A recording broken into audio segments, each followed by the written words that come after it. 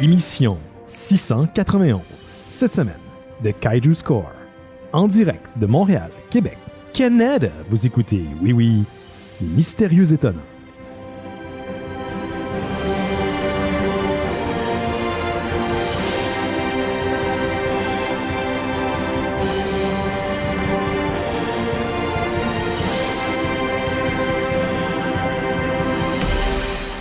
Bonjour à toutes et à tous, vous écoutez Les Mystérieux Étonnants, une émission en balado-diffusion consacrée au BD et à l'ensemble, la culture populaire.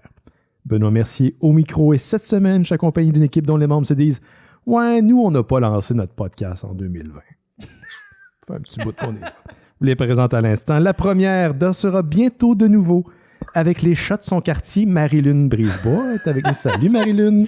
Madame Salut. Chat. Madame Chat de Villeray. Non. Là.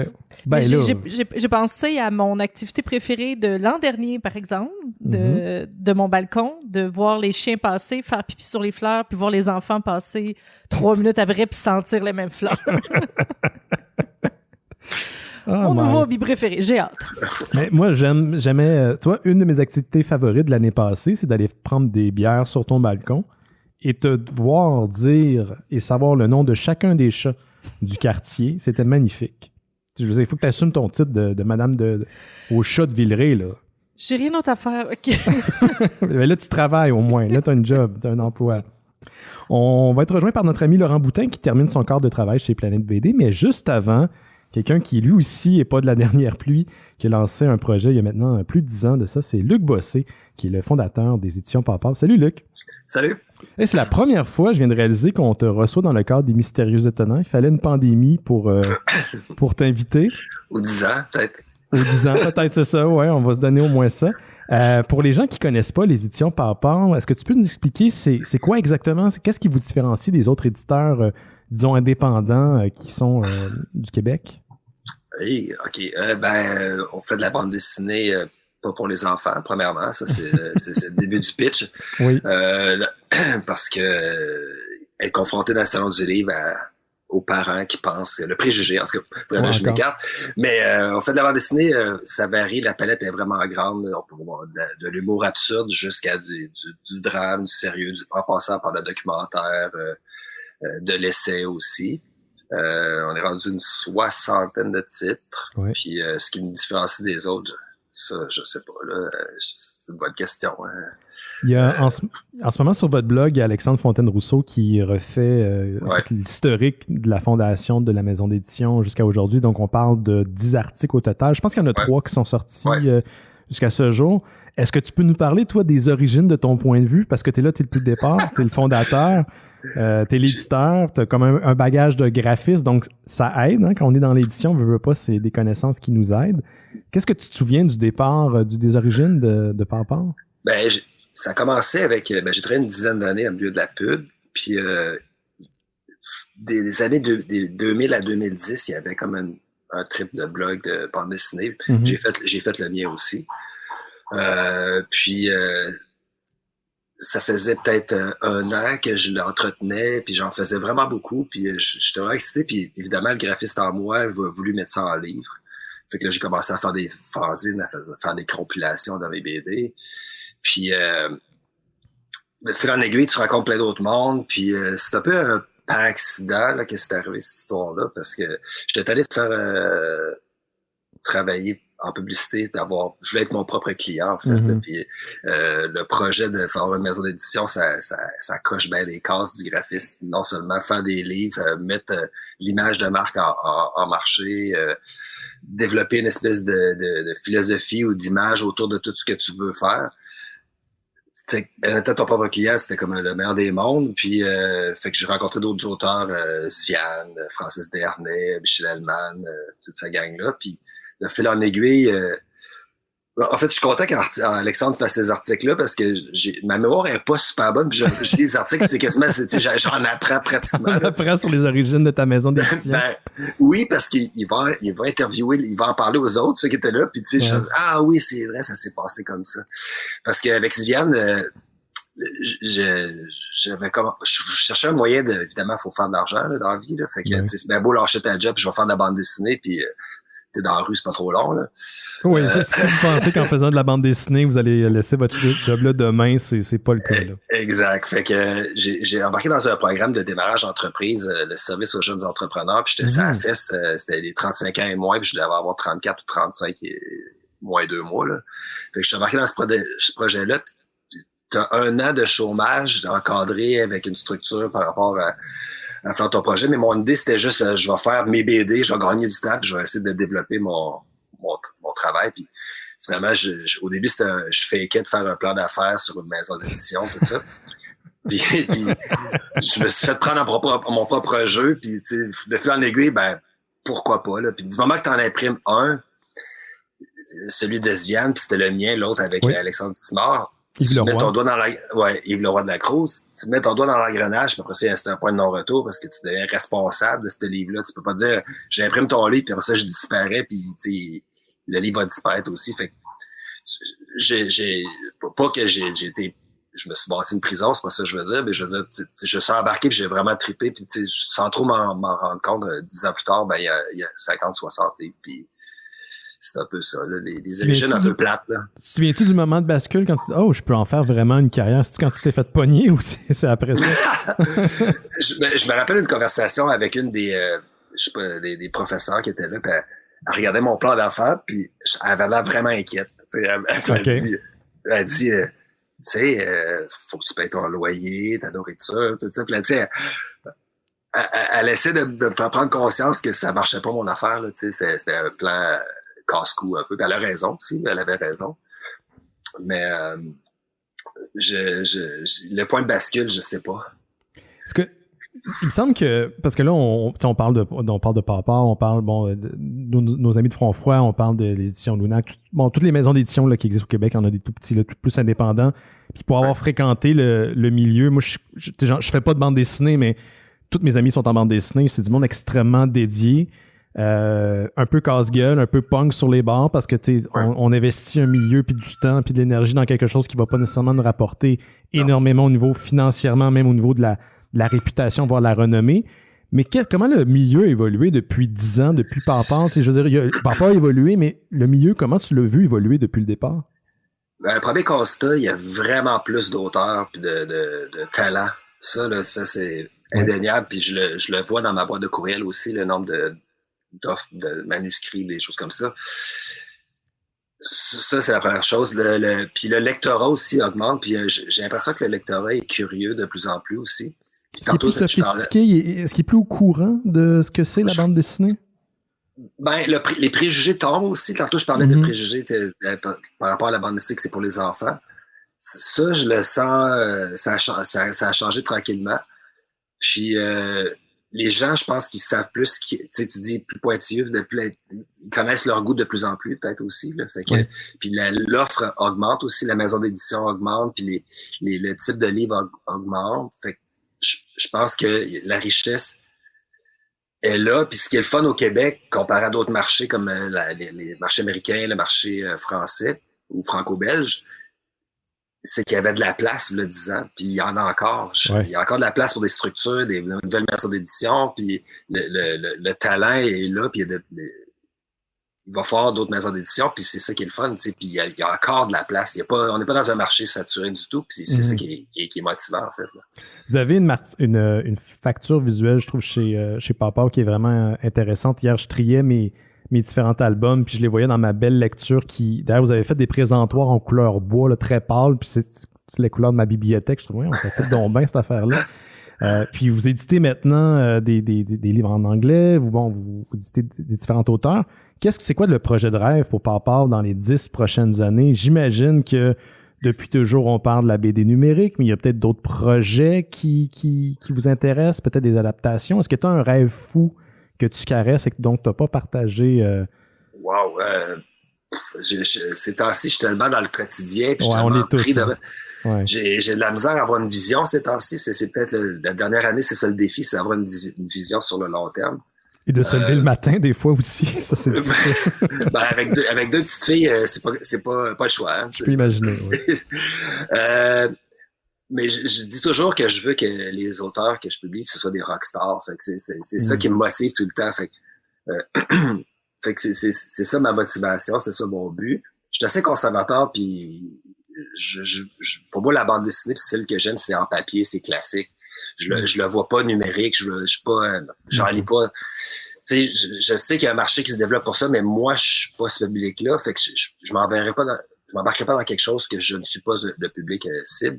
Fait que je vais rester, je vieillis puis je le sens, là, le marché va peut-être changer, mais je vais quand même continuer à garder ça ben simple. Mais avec les années, ce qui est de plus en plus possible, c'est de prendre des risques sur le type de livre. Au début, c'était pratiquement juste des livres en noir et blanc. Mm-hmm. Là, on fait de plus en plus de couleurs parce que un peu plus de moyens, un peu plus, parce que évidemment, plus t'en imprimes, plus la copie du livre diminue, c'est-à-dire.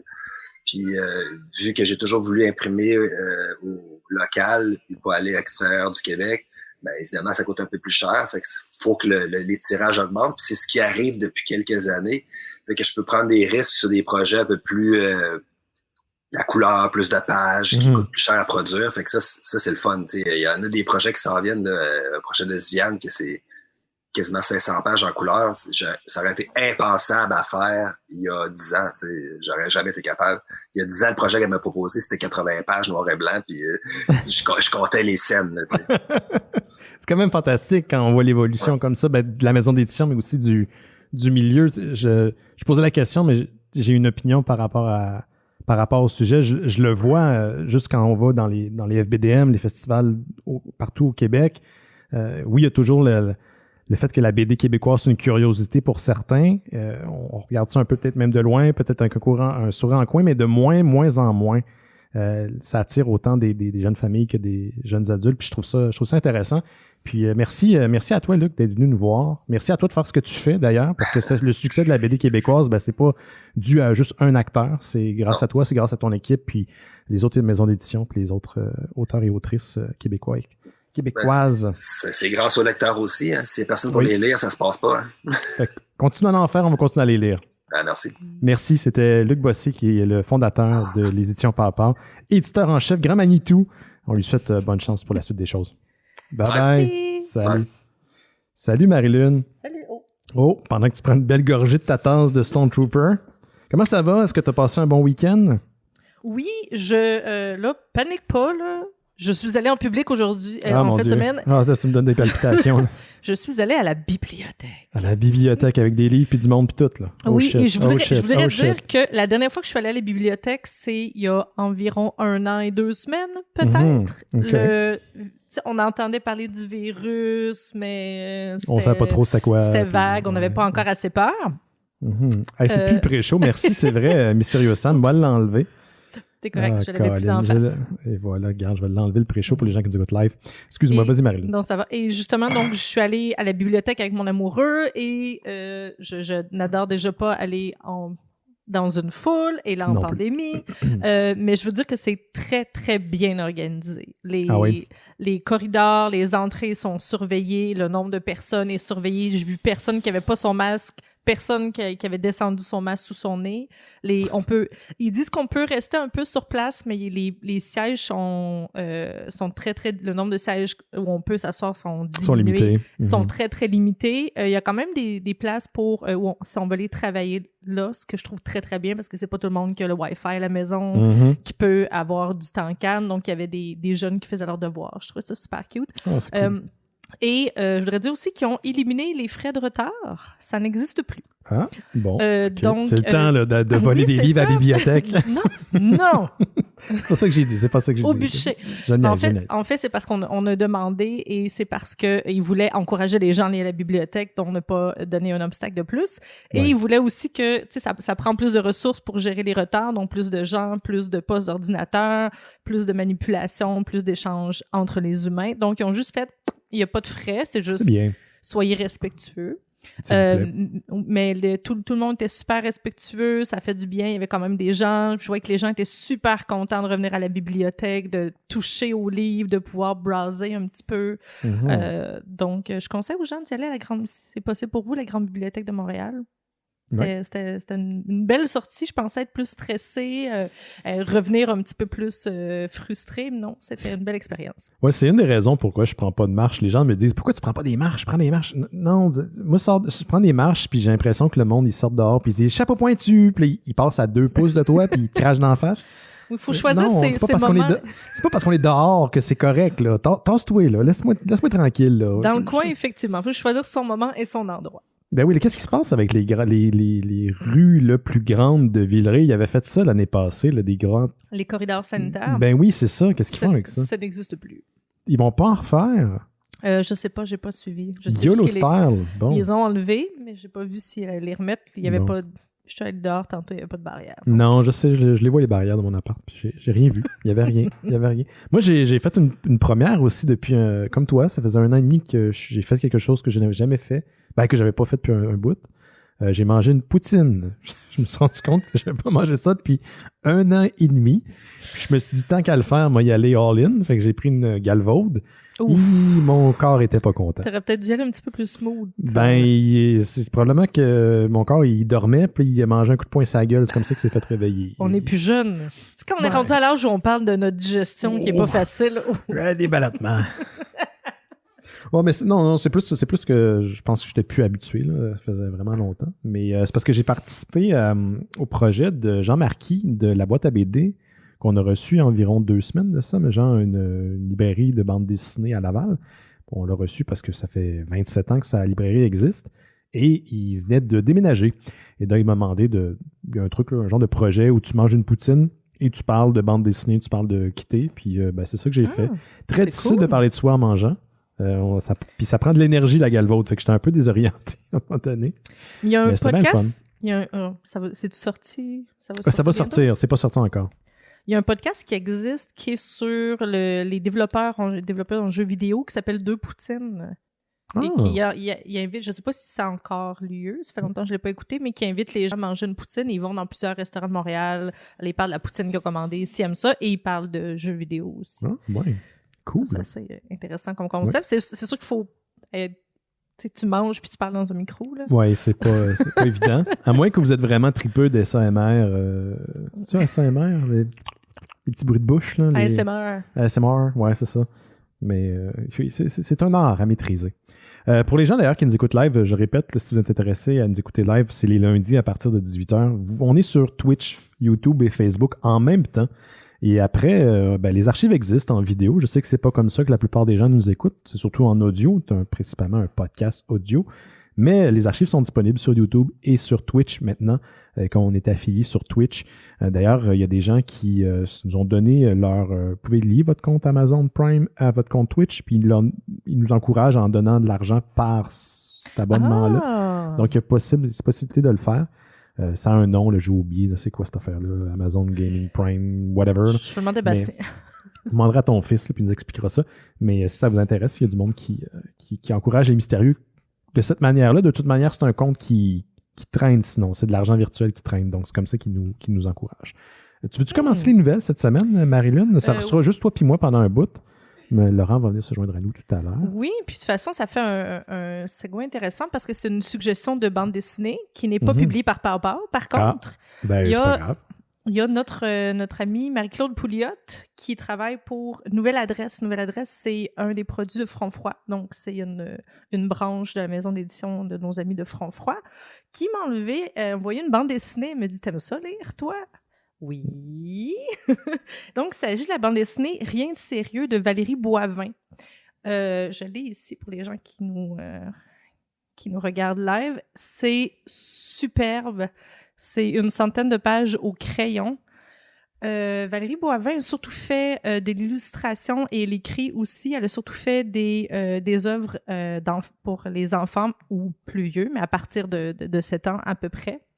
Celle qui a fait 752 lapins et le livre où la poule meurt à la fin, qui sont des œuvres assez connues dans le milieu de la jeunesse.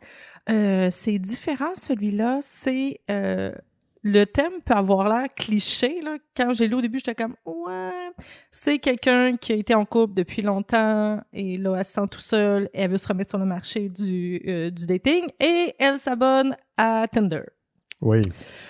Je sais pas si ça dit quelque chose. Ben? Ça me dit quelque chose. C'est pas quelque chose que j'affectionne particulièrement, mais je sais c'est quoi. Moi aussi, ça me dit quelque chose. Et je pensais que ça allait être un petit peu cliché parce qu'on dirait que ça, tu sais, un peu parler des réseaux sociaux, parler Tinder, les gens font un petit peu les mêmes blagues, ressassent les mêmes jokes et les mêmes histoires. Mais non, c'est très touchant, c'est très personnel. Ça essaie pas d'être cliché, d'être plus drôle que ça devrait l'être. Pourtant, c'est quand même très, très drôle. Ça touche à ces clichés-là, mais ça va plus loin et ça essaie pas nécessairement soit de dire que Tinder, c'est le démon ou que tu vas trouver l'amour absolument. C'est juste le monde du dating en général, en passant par Tinder. C'est très humain. Il y a beaucoup... le personnage est très humble, c'est une bibliothécaire. je trouvais ça très cute. Les dessins sont touchants, il y a plusieurs personnages qui gravitent autour d'elle. Donc, ce n'est pas un message d'espoir pour l'amour, mais ce n'est pas pour décourager non plus. On dirait que c'est juste...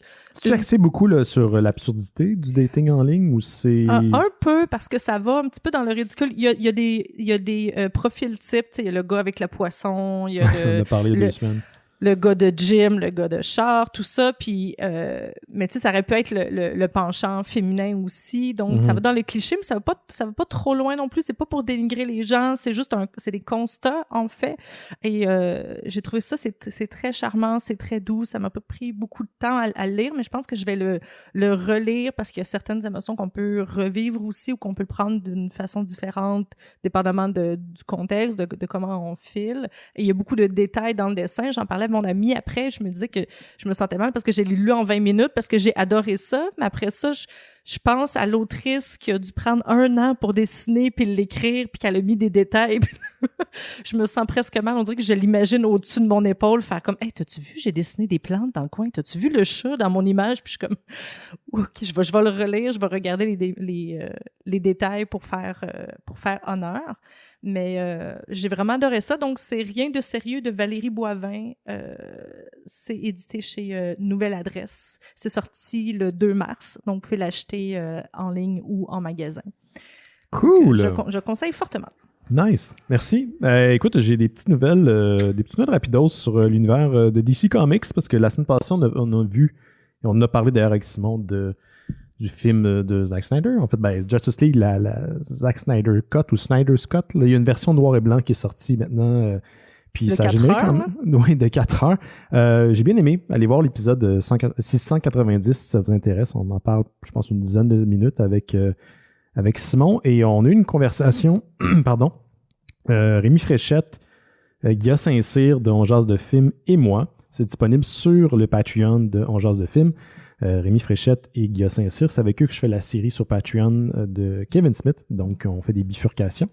Un épisode, un film de Kevin Smith. Et là, on a voulu parler de la Zack Snyder, Scott, whatever, là, qui vient de sortir de 4 heures. On en parle pendant environ 1h30, donc c'est quand même assez intéressant. Ça va sortir. C'est déjà disponible. Allez voir le Patreon de On Jase de Film.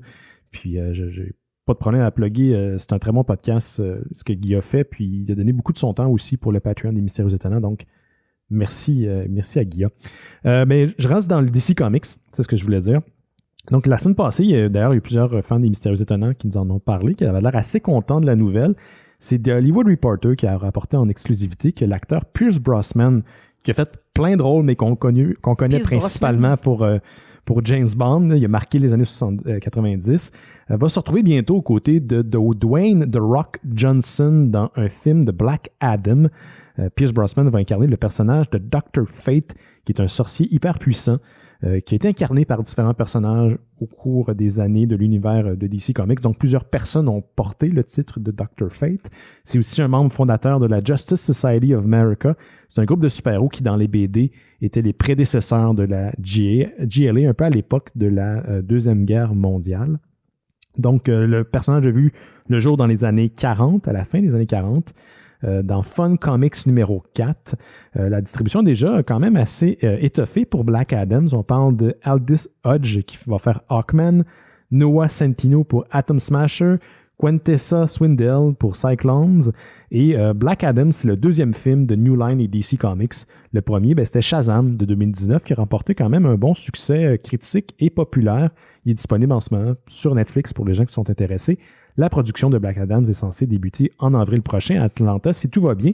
Et ça va être réalisé par un certain Joan Collett Serra qui a travaillé sur Jungle Cruise avec Dwayne The Rock Johnson. Puis beaucoup de personnes, quand on a partagé la nouvelle sur Facebook des Mystérieux Étonnants, ont dit la voix de Doctor Strange qui est très mystérieuse, il y a de l'écho dedans, elle fait comme cosmique et sage en même temps. C'est parfait. C'est parfait pour le personnage. Je l'aime, moi, The Rock. Je l'aime beaucoup, The Rock. Aussi, j'ai appris il grows on you. J'ai appris à l'apprécier. Je pense que j'avais des préjugés, je pense. Je pense que le fait qu'il vient de la lutte pour certaines personnes, c'est un point de rupture. Et j'apprends à découvrir la lutte avec les gens qui font partie du Discord des Mystérieux. C'est vraiment le fun. Mais j'aime le gars. Il est positif en ligne. Il est tout le temps... comme s'il joue un rôle, il est très convaincant. Il est positif en ligne. Il parle de...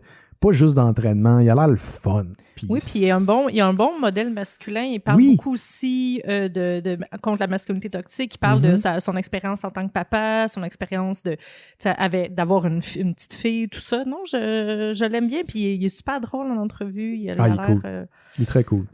Ouais, je l'aime beaucoup. C'est mon man crush. Puis Pierce Brosnan aussi. Pierce Brosnan. Pierce Brosnan. De GoldenEye et... Ouais, c'est ça. Vas-y donc, Marilyn, qu'est-ce que toi, de ton côté? Faut que j'arrête de boire à chaque fois que... C'est que je ne regarde pas, c'est parce qu'il y a bien des affaires à regarder pour les gens qui nous écoutent live. Nous autres, on a un chat à droite, il y a le nombre de personnes, il y a les channels, il y a plein d'affaires. Je suis pas encore habitué, je pense, de... Je suis pas un vidcast, moi, je suis un podcasteur. Habituellement, il y a juste mon micro, puis je suis pas rasé, puis je suis en t-shirt, puis je fais... T'as-tu un pantalon, Ben? Oui, toujours. Okay. Il faut mettre un pantalon le matin, ça te permet de te mettre dans une mentalité... Moi, je mets même des souliers à la maison. Ils sont propres, là, mais je mets des souliers. C'est pour me dire je vais au travail. Weird. Moi, j'ai une coupure dans ma journée où est-ce que je transitionne de mon pyjama, ma robe de chambre. Puis là, je suis comme, OK, là, je commence lentement. Puis je suis comme, OK, là, je travaille, je suis productive. J'essaye, en tout cas. Ouais. T'es en sweatpants, parce pareil, hein? T'es en sweatpants? Non, je suis en pantalon. Je suis sortie tantôt, mon fils est là. On dirait que j'essaye des fois de garder la face devant mon... pas avoir l'air d'avoir passé la journée en Regarde, ça va bien. Ta mère travaille fort. C'est ça. J'ai encore une nouvelle de True Crime. Bon. Je me tanne pas. Mm-hmm. Il y a une série sur Jeffrey Dahmer qui va sortir bientôt. Une autre? Faite par CW. Et là, ils ont annoncé le cast qui me semble parfait, surtout quand on regarde les images une à côté de l'autre. Evan Peters. Oui. Evan Peters qui fait... Qui fait Pietro dans WandaVision. Oui, c'est ça. Et dans tous les X-Men. Oui, je l'avais, mais pendant que tu cherchais, je cherchais moi aussi. Je vais dire Silver Surfer, my God. Non, c'est pas Silver Surfer. C'est pas ça que je voulais dire. I'm sorry. Il joue aussi un petit rôle dans Deadpool. Il joue dans The Office. J'avais oublié que c'était lui, mais il est jeune. Il fait Luke. Oui, il fait un des interns. Un des interns qui apparaissent à un moment donné, ouais. Puis il sort avec Erin. Il joue dans Criminal Minds, dans House. Quicksilver, merci. Donc, c'est ça. Pour les gens qui ne savent pas, Jeffrey Dahmer, c'était un meurtrier en série qui a sévi de 78 à 91, qui, on pense qu'il aurait fait 17 meurtres au moins. Minimum. Cannibalisme. Oui. Il a été condamné à 957 ans de prison en 92, mais il est mort en prison en 94. Too easy, trop facile, trop. Mais en fait, il s'est fait battre par des gens en prison qui n'étaient pas d'accord parce qu'il a tué quand même des jeunes hommes, beaucoup de jeunes hommes et tout ça. Oui. Et pourquoi j'explique ça, c'est parce que la série va être beaucoup basée sur la vision des victimes. Donc, pourquoi les victimes ont été attirées par cet homme-là? Pourquoi il a réussi à faire autant de victimes et aussi beaucoup du privilège blanc? Parce qu'il a été intercepté, et ça, je ne savais pas que c'était aussi souvent que ça, 10 fois. Oui, c'est arrivé souvent qu'on même avec un jeune homme passed out à côté de lui ou mort dans son auto, ils l'ont laissé filer. Donc, ils vont beaucoup parler aussi du problème de société, de pourquoi il a réussi à s'en tirer aussi souvent. Il y avait eu des plaintes de ses voisins. Il n'y a jamais rien qui a été fait. Il y a un gars qui s'est sauvé, menotté, puis la police l'a ramené à sa maison. Oui. Oui. Ça, c'est un fait. C'est très problématique. Donc, ça va sortir sur Netflix. Ça s'appelle Monster de Jeffrey Dahmer Story. Ça va sortir sur Netflix. On n'a pas de date encore. Mais donc, j'ai dit CW, mais c'est pas ça. C'est par Netflix. OK. Et je sais pas encore, c'est une mini-série, donc je sais pas ça va être combien d'épisodes, mais ça va être quand même sûrement une petite série condensée. Est-ce que tu avais écouté la série... parce qu'ils ont sorti 2 trucs, le Netflix, l'année passée, un peu en même temps. Il y avait sorti la série de... Comment ça s'appelle, Colin? Les Ted Bundy Tapes. Et en parallèle, il y avait sorti une... c'était pas une fiction, c'était une mini-série sur Ted Bundy. Puis là, tout le monde capotait sur Ted Bundy durant cette période-là. Là. Ouais, tout a été un être horrible, mais qui fascine les gens. Puis je me demandais si tu avais vu cette série-là. Non, je n'ai écouté certains. En fait, j'écoute beaucoup de podcasts qui regardent des documentaires et qui en parlent. Donc, il y en a certains que j'ai skippés parce que, justement, ils parlent surtout des moments importants. C'est un résumé et ils font une critique. Donc, certaines fois, si ça m'intéresse, je vais écouter le documentaire après. Mais comme je fais confiance à ces podcasteurs-là qui ont à peu près le même goût, je fais confiance à leur jugement. Celui-là, c'est un peu du sensationnalisme. Il y a des informations que je savais pas, mais j'ai appris en l'écoutant. Donc, je pense que, tu sais, comme on a dit souvent, dans le true crime, c'est du sensationnalisme. Il étire la sauce. Donc, j'ai pas pris le temps d'écouter tout ce documentaire-là. Il y a beaucoup de choses que je savais déjà. Et c'est quand même assez difficile. Oui. Peu importe, du true crime, c'est divertissant, mais c'est surtout très difficile.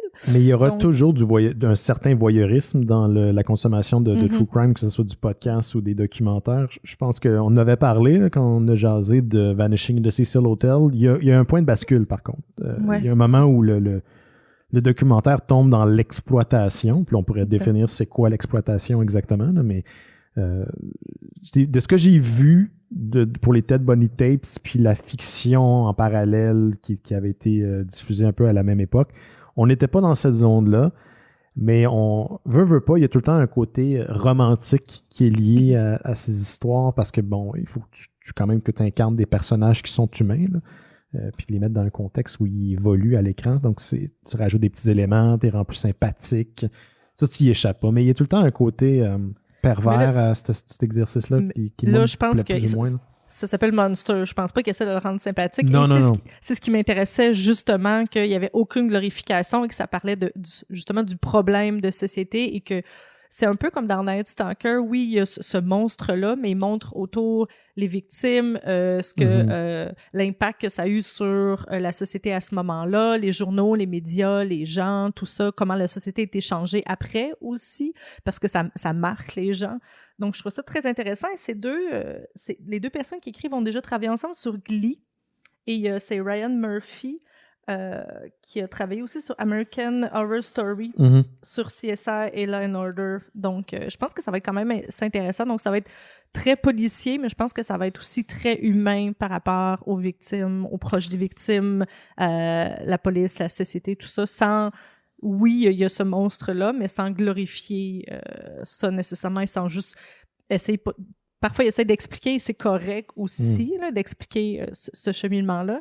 Je pense que j'avais déjà parlé d'un épisode d'un podcast que j'aime beaucoup qui s'appelle The Moth, M-O-T-H, qui en fait, c'est des gens qui parlent de leur expérience de vie pendant de 5 à 10 minutes sur une scène. Je pense que j'avais parlé de celui de Jeffrey Dahmer. Je me souviens pas, mais juste avant, je veux juste accueillir quelqu'un qui n'est pas un monstre, c'est notre ami Laurent Boutin, parce qu'il est dans la salle d'attente depuis tantôt, puis je le voyais attendre. Faire des coucous, hey! Salut Laurent!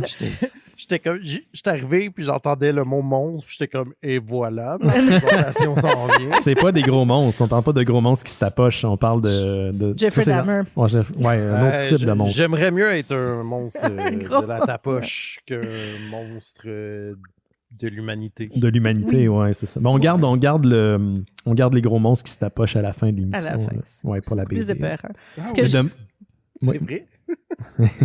De Mott, tu disais il y avait un lien avec Jeffrey Dahmer? Oui, en fait, c'est ça. C'est que c'est des gens qui parlent de Mott, c'est des gens qui parlent de vécus qui sont touchants, qui sont humains. Et la personne raconte que, bon, c'était un jeune gay dans les années 80, au début 90, et il allait toujours au même bar gay. Et il y avait toujours un beau jeune homme qui avait l'air riche, qui avait tous les gars autour, puis qui ramenait tous les gars. Puis là, il essayait tout le temps il envoyait des drinks, il essayait de se faire remarquer, ça marchait jamais. Puis là, le barman disait tout le temps, non, il s'en va tout le temps avec ce type de gars-là, Il a passé des mois à essayer de se faire pick-up, de se faire ramasser par ce beau gay-là. Et finalement, des mois après, il a vu à la télé l'arrestation de Jeffrey Dahmer. Oui, puis il a fait le lien. Ça, il a fait un coup parce qu'il a essayé... De se faire... C'était conflictuel pour lui, puis c'est comme, j'ai essayé de me faire ramasser par Jeffrey Dahmer, puis il a pas voulu. Ouais. C'est quand même Puis il en parle de la salerie, mais il est comme, je sais que je devrais pas me dire ça, c'est nono, mais il est comme, je me suis offert en pâturage, puis il a pas voulu de moi. What's wrong with me?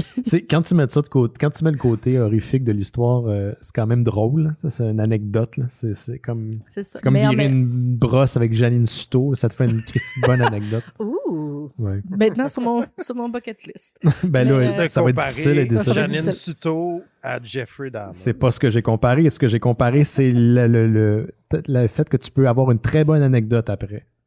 Oui. Okay. Oui. Effectivement.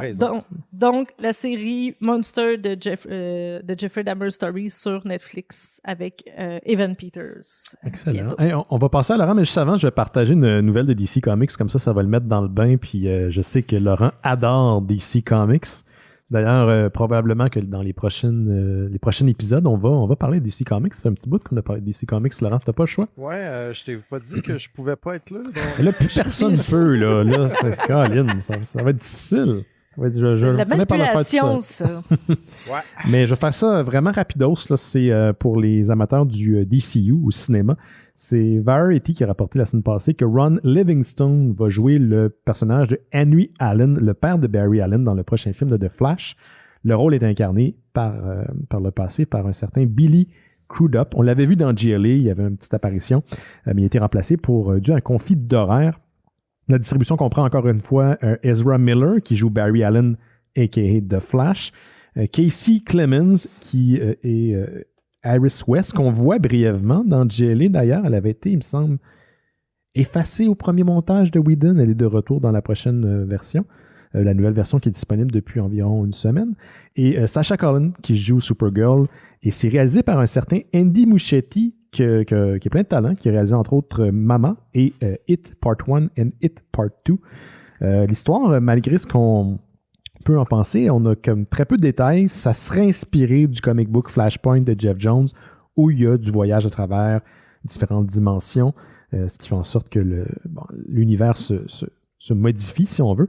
Et contrairement aussi aux rumeurs, Michael Keaton n'a pas confirmé qu'il serait de retour en tant que Batman. Je sais que les gens prennent ça pour acquis, mais ce n'est pas confirmé. Donc, on ne sait même pas si ça va vraiment se passer. J'aimerais croire que oui, parce que ça serait vraiment un retour incroyable de Michael Keaton dans la peau de Batman, mais pour l'instant, ce n'est pas confirmé. Mais c'est ce que je voulais dire sur DC Comics, là. DC Comics.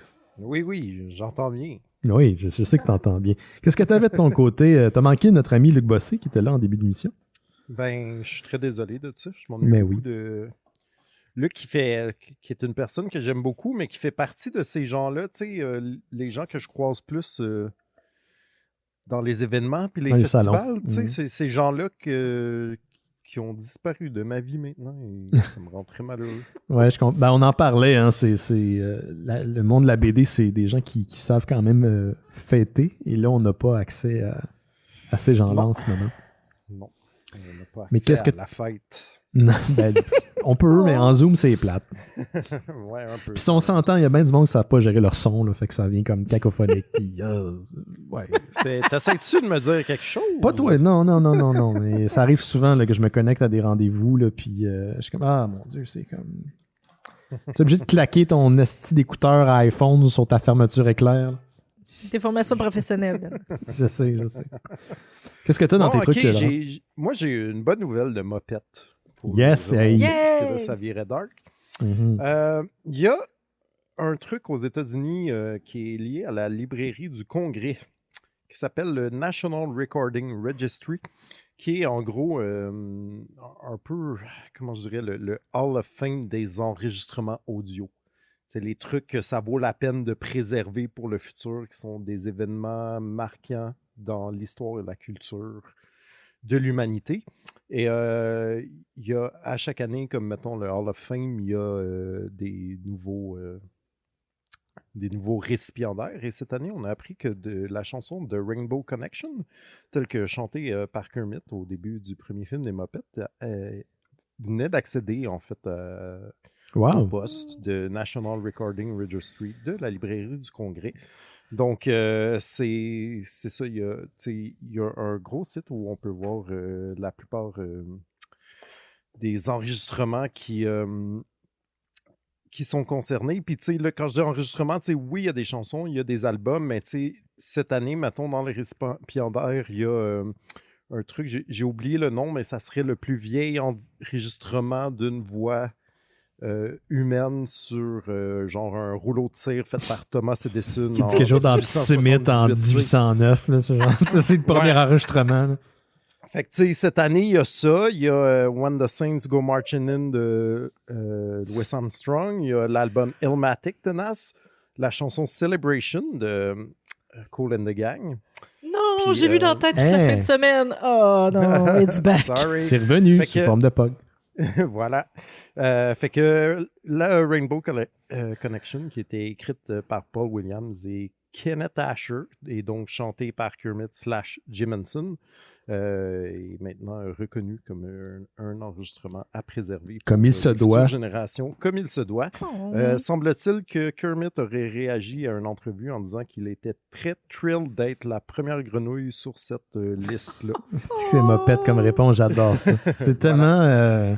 ouais. Oui. Très mopette, très méta comme réponse. Mm-hmm. D'ailleurs, je fais beaucoup de liens entre...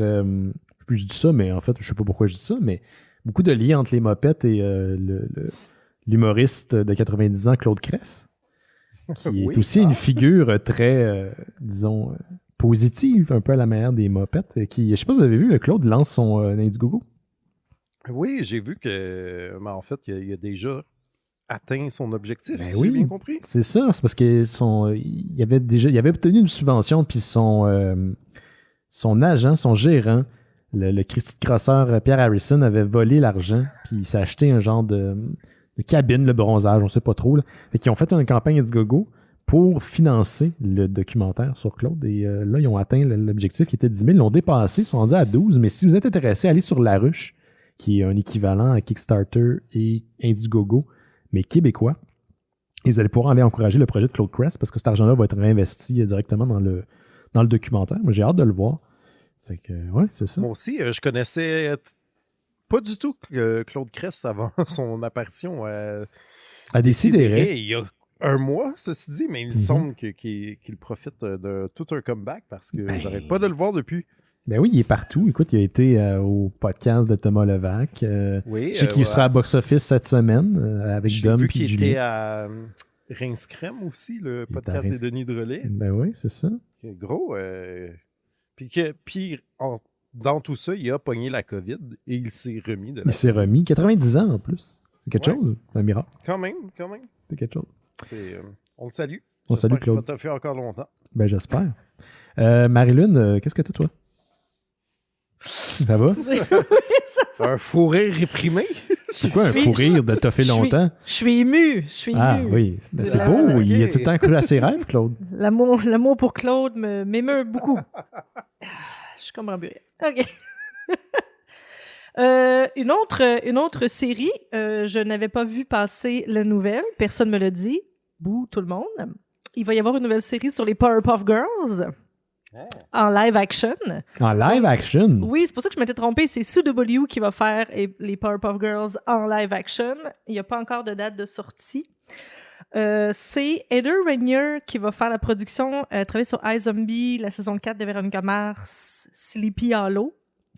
Pour les gens qui ne connaissent pas, parce qu'ils ne sont pas aussi vieux que nous, peut-être, les Powerpuff Girls, c'est un cartoon de 98 à 2005. Il y a eu 6 saisons, 78 épisodes. Il y a eu un film en 2002. Je me souviens pas de l'avoir vu. Il y a eu un reboot en 2016. L'histoire, c'était 3 petites filles qui ont été faites en laboratoire par leur papa scientifique et qui ont été conçues pour combattre le mal. Et ils ont chacun des personnalités différentes. Ma préférée, c'était Bubble. parce que elle est toute fine, elle est toute cute, puis à un moment donné, elle se fâche. Puis là, elle crie « I'm hardcore! » Puis là, elle pète des culs, puis là, j'aime vraiment. Donc, ils vont faire une série et c'est les filles qui sont rendues dans la vingtaine qui, évidemment, ont encore leur personnalité différente. Et ils gèrent leur passé de façon différente. C'est-à-dire, ils gèrent leur passé de façon différente, c'est-à-dire qu'il y en a qui sont plus réservés, il y en a qui sont fâchés parce qu'ils ont l'impression qu'ils ont été mis au monde pour combattre le mal, mais qui n'ont pas eu leur jeunesse, ils ont été privés de leur jeunesse. Là, évidemment, le monde a besoin d'elles à nouveau. On ne sait pas encore pourquoi. Et là, c'est de voir comment ils vont gérer ça, s'ils vont venir se battre pour sauver ces gens-là, comment est-ce que leur relation ensemble va. Il n'y a pas encore de mention si leur papa va être dans la série. J'imagine aussi que oui, mais c'est plus basé sur comment les filles ont grandi puis comment ils gèrent le fait d'avoir été des jeunes super-héros populaires au vu de tout le monde, mais qui ont été conçus pour une mission précise. C'est cool, j'aime ça. Non. C'est comme une réflexion sur les child actors, mais ça ressemble transposé à dans ça. le super-héros. Genre. Ça ressemble à ça. Je trouve ça intéressant. Je ne sais pas à quel point ça va être, tu sais, c'est la prémisse, je ne sais pas à quel point ça va être développé, à quel point ça va être intéressant, mais ils ont dit que CW, il essaie beaucoup d'amener la diversité des genres, la diversité aussi dans leur cast. Donc, je ne sais pas s'ils vont avoir un cast assez diversifié. C'est eux qui ont fait, on se souvient, Riverdale. Mm-hmm. On se souviendra que cast diversifié ne veut pas dire bon produit non plus, malheureusement. Donc, il y a du monde qui ont aimé Riverdale. On a beaucoup de monde qui écoute Riverdale. Ouais, moi, je l'ai écouté beaucoup trop longtemps. Même, tu sais, que je savais que c'était pas bon, puis ça m'intéressait, mais je continuais. Puis là, à un moment donné, quand c'était rendu Donjon Dragon live, puis tout le monde mourait. Oui, ils jouaient c'est cool de jouer à Donjon Dragon, puis là, ils se font tuer par le méchant dans leur game, mais dans la vraie vie. Excusez, là, mais pas eux autres, là, mais comme les gens de l'école secondaire, je suis comme OK, I'm out. Ah ouais? C'est trop pour moi. Je me suis pas rendu là, je pense. Moi, j'ai débarqué quand ils nous font c'était genre qu'il y a un personnage qui était mort qui revient, mais en fait, c'est son frère jumeau dont on n'avait jamais parlé. Puis j'étais comme, hey, vos techniques de saut mexicain, là. Mais c'est ça, je pense. Mais c'est voulu, rendu là, c'est ça l'objectif, là. C'est assumé. Ouais, je comprends. Mais, là, il va falloir que j'écoute Riverdale juste pour voir ce qu'il y en est. Là, je suis plus intrigué que d'autres choses. Peut-être que je vais recommencer. Donc, je pense que c'est ça. CW essaie de jouer un peu sur la nostalgie, mais au goût du jour. Puis je pense que je suis intriguée. Je pense que je vais écouter ça, les Powerpuff Girls. Parlant de nostalgie qui est ramenée au goût du jour, il y a un projet que DC Comics et IDW vont publier au mois de décembre prochain, donc à la toute fin de l'année 2021, qui est si différente que celle de 2020. Donc, c'est une édition omnibus de la série Batman Teenage Mutant Ninja Turtle qui a été créée par James Tynion IV et Freddie William II. Donc, on parle des 3 éditions. Donc, les 3 chapitres vont être comprises dans l'édition omnibus. Donc, on parle de Teenage Mutant Ninja Turtle numéro 1 à 6, des éléments de la série Deluxe, le 2 et le 3. Le tout va être disponible à partir du 28 décembre prochain. Donc, vraiment à la toute fin de l'année. C'est vraiment bizarre. J'aurais cru qu'on mette peut-être un petit peu à l'avance pour les cadeaux de Noël. Il doit y avoir des raisons qu'on ne connaît pas. Mais donc, c'est quand même 2 univers qui sont super intéressants. On avait parlé du premier, je pense, chapitre dans le cadre de l'émission. J'avais beaucoup aimé. Les 2 franchises se mariaient étonnamment très bien. Ça a inspiré aussi un dessin animé pas en live action, mais en genre de moyen métrage de DC Comics. Donc, vous allez pouvoir mettre la main là-dessus le 28 décembre prochain, à la toute fin de l'année. Sinon, il y a Marvel qui s'apprête à adapter des vieux livres de pocketbooks qui ont été publiés dans les années 70, 90 et 2000 en audiobook. Donc, le premier va sortir en avril prochain. Ça s'appelle Doomsday, écrit par Marv Wolfman. Donc, ça va voir le jour sous format CD audiobook. Donc, ça, les gens à la maison qui sont plus jeunes, c'était un morceau de plastique sur lequel on avait de la musique. On écoutait ça dans le temps. C'était nos boîtes à chansons. Oui, Laurent Boutin, pour les gens qui diffusent live, est en train d'en montrer un. Probablement gravé. En fait, oui, c'était ma copie du premier jeu de Diablo qui mystérieusement traîne à côté de mon ordi. Parce que tu joues encore à ça. Un artefact. Un artefact. Ouais, je l'avais ressorti à un moment donné. J'ai eu un trip de nostalgie. Ben, le 2 revient, hein? Et il n'est pas sous forme de POG, non, sous forme de réédition. Fait que ça s'en vient. Donc, c'est ça, en version audiobook sur CD. Et après, ça va être disponible sur Audible, qui est le système de Amazon pour les livres audio. C'est un genre de système par abonnement. Vous pouvez acheter également à la pièce. Après, ça va être suivi par une sortie de plusieurs romans. Fantastic Four Redemption of the Silver Surfer, qui date de 97. Fantastic Four Countdown to Chaos de 98. X-Men Return de 2007. Wolverine Violent Tendencies de 2007. Avengers The Man Who Stole Tomorrow de 1979. Et Spider-Man and Iron Man Doomsday Sabotage de 1998. J'ai aucune idée à quoi ça ressemble, bien franchement. Je suis assez curieux. C'est pas des romans qui... l'existence de toutes ces choses-là. Ben, moi non plus, je ne connaissais pas ces livres-là. Sûrement, est-ce que c'est basé sur des titres de comics? Est-ce que c'est des romans à part entière? On verra. Mais ouais, ça va venir voir le jour. J'imagine qu'ils testent les eaux, peut-être. C'est une manière pour tester, voir s'il y a un marché pour ce genre de produits-là. Ça peut être intéressant. Il y a des très bons audiobooks. Ça dépend comment c'est fait puis qui le narre. D'ailleurs, le premier que j'ai mentionné, là, Doomsday, écrit par Marv Wolfman, c'est narré par une Nathalie Nodus, qui est une vétérante de la narration pour Audible, donc quelqu'un qui en a derrière la cravate. C'est pas Ed Kemper qui fait la narration? Ed Kemper?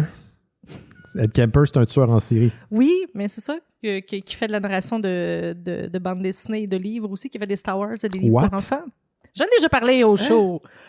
Oui, il a fait un programme pour que lui et des prisonniers dans son programme fassent des audiobooks et il a fait la narration de films de Star Wars, de livres de Star Wars, de livres pour enfants. Oui, mais pas qui sont disponibles au public. Oui, on en fait des centaines. C'est donc ben oui. Look it up. Ils ont décidé de se rendre utile. Bon, ben... Parce que si tu les joues à l'envers, tu vas tuer du monde. J'espère que non. Faut essayer. Puis on s'entend, les crimes de Ed Kemper, c'est pas de la petite bière, c'est... Non, mais il a l'air fin. Oui, bon, Marilyn, c'est comme ça qu'ils t'ont. C'est comme ça qu'ils te pognent. Non, ils ont juste à avoir des réglisses, puis... Hey, tu mets-tu ce skate-là, Marilyn? Oh, OK. Hey, moi, tu m'avais à réglisse, il y a un skate en plus. OK. Toi, Marilyn, restait quoi? J'ai une suggestion de jeu vidéo qui n'est pas encore sorti, mais vous pouvez le mettre sur le précommander, mettre sur votre wishlist. Ça s'appelle Moonglow Bay. Je sais que ça c'est peut-être pas le style de tout le monde. C'est un jeu qui est un peu Sims arcade, qui ressemble à Stardew Valley, Animal Crossing, Cooking Mama. C'est fait par Bunny Hog Studio, qui est un couple vraiment cute, qui est Zach Soares et Lou Nascimento. Zach vient de l'Ontario. En fait, tu joues un petit bonhomme, c'est une petite middle-age veuve qui reprend la business de pêche de son mari qui est mort, et dans un petit village de la côte du Canada. Donc, c'est sûrement Nouveau-Brunswick dans ce coin-là. Et tu dois avoir créer des liens avec les gens du village, créer des liens avec les gens autour de toi. Tu dois leur parler pour les aider à trouver des ressources. Donc, c'est un jeu où tu dois développer des ressources, tu dois pêcher des poissons, mais tu dois aussi aller parler aux gens et créer des liens pour pouvoir savoir de quoi ils ont besoin. Et c'est un jeu qui se voulait... il voulait mettre beaucoup d'émotions. Il voulait aussi mettre de l'avant un personnage principal qui est plus âgé, parce que c'est souvent dans les jeux, c'est soit des enfants, soit des gens plus de notre âge, plus jeune, peut-être. Oui, de plus en plus jeune. Jeune. Donc, il y a beaucoup de manipulations de pêche et tout ça, d'aller parler à des gens un petit peu comme Animal Crossing et Stardew Valley, mais il y a aussi beaucoup de narration et il y a aussi, ça prend un petit peu des qualités qu'on développe quand on joue à des jeux d'arcade. Le art est magnifique. Bunny Hugg, donc le couple, c'est des artistes 3D, des artistes visuels, ils font de l'illustration. C'est très, très cute, c'est très beau, c'est touchant. Le compte, il y a un compte Twitter qui s'appelle Can You Pet the Dog? Donc, est-ce que tu peux flatter le chien? Qui nous confirme qu'on va pouvoir flatter les chiens dans ce jeu-là. Laurent est vraiment content. Donc, meilleur jeu. Donc, c'est publié par CodeSync, le studio CodeSync, parce que Bunny Hugg n'a pas le budget de publier un gros jeu. Ils sont allés les chercher pour ce projet-là parce qu'ils tripaient sur ce qu'ils faisaient, ils tripaient sur l'émotion que ça donne, comment c'était cute, les relations. C'est un jeu très calme. Ça va sortir bientôt. On n'a pas encore les dates. Donc, comme j'ai dit, vous pouvez le mettre dans votre wishlist parce que ça va sortir sur PC, sur Steam. Ça va sortir sur Xbox One, sur toutes les nouvelles séries des paquets qu'on peut acheter de Xbox en ligne aussi. Donc, ça s'appelle Moonglobé. Ça sort bientôt. C'est vraiment cute. Puis t'as joué à ça, toi? Non, j'ai pas joué, mais j'ai vu les extraits. C'est sorti. Ils ont fait le lancement hier, sortir les petits extraits, puis pouvoir se mettre sur la wishlist. Cool. Donc, si vous voulez aller voir en ligne de quoi ça a l'air. Parce que je sais que des fois, il y a des gens qui ne trouvent pas leur compte dans peut-être les jeux AAA ou qui veulent jouer à un jeu plus relax de temps en temps, que ça leur tente pas de... Ils veulent participer, pas juste écouter une série télé, mais ça leur tente pas de se stresser à tuer des monstres. Donc, je pense que c'est un bon équilibre pour ça. Moi, ça a l'air de mon genre de shit un peu. Ouais. Dans le temps, mettons, Harvest Moon, là, j'étais comme... C'était comme un jeu, c'était comme semi-Farmville, là, mais tu t'occupais de tes légumes, puis après, c'était comme vite, faut que j'aille porter des fleurs à la petite fille de la bibliothèque pour qu'elle soit contente. Puis tout, j'étais comme, oui, vite, ça. Oui, parce que tu as une mission, mais c'est pas stressant. C'est anti-anxiogène, en fait. Oui, c'est pas pour rien que... C'est smart, ta mission. C'est pas pour rien qu'un des jeux les plus vendus en 2020, c'est Animal Crossing. C'est un jeu, justement, plus calme, qui te donne le temps de relaxer. Puis, moi, hier, j'avais le choix de plusieurs films. Là, sur Netflix, on s'entend, c'est pas la variété qui manque. Puis je me suis tapé Détective Pikachu. Ça me tentait pas de me péter le bicycle. Puis j'ai vraiment aimé ça. Très efficace. Pour vrai, la fin est conne, mais sinon, j'ai vraiment aimé ma ride. Puis l'acteur principal qui incarne le jeune... c'est pas le détective, là, mais le jeune personnage principal est super attachant. Vraiment un excellent acteur là, qui porte le film sur ses épaules. Puis c'est Ryan Reynolds qui fait la voix de Pikachu. Qu'est-ce que vous voulez de plus? C'est parfait. Rien. C'est parfait. Plus de Psyduck. Oui, Psyduck, hein, il vole le show. Bien franchement. Quand même. Oui. Il a toujours volé le show. Hein.